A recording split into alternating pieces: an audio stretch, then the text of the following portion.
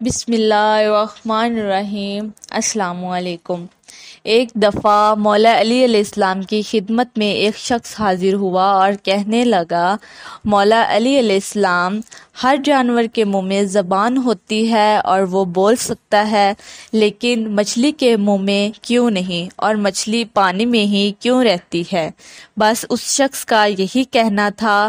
تو امام علی علیہ السلام نے فرمایا، اے شخص، تو یاد رکھ، اللہ نے مچھلی کے منہ میں بھی زبان دی تھی اور اسے یہ طاقت بھی دی تھی کہ وہ خشکی پر چل سکے، لیکن افسوس، اس نے خود پہ خود ہی ظلم کیا۔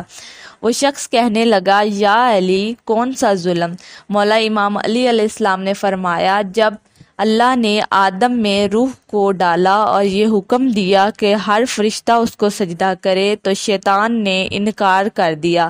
اللہ کی نافرمانی کر کے یہ کہنے لگا کہ میں آگ سے بنا ہوں اور یہ تو مٹی کا بنا ہے۔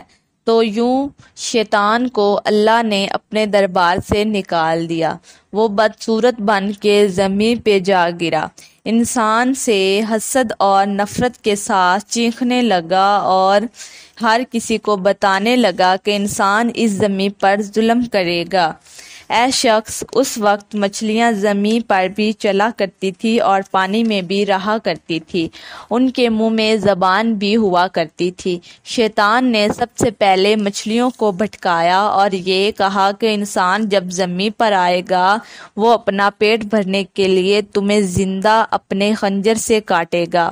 مچھلی نے جب یہ سنا، وہ سمندر میں ہر آبی مخلوقات کو انسان کے خلاف کرنے لگی۔ تو یوں اللہ نے مچھلی کے منہ سے زبان کو غائب کر کے اس کے منہ میں وبال پیدا کر دیا اور یہ حکم نافذ کیا کہ وہ کبھی انسان تمہیں زندہ نہیں کاٹے گا، بلکہ تمہاری جو قدرت نے پانی تک حد مقرر کر دی ہے، تم جب پانی سے جدا ہوگی تو خود ہی تڑپ کے مرنے لگو گی۔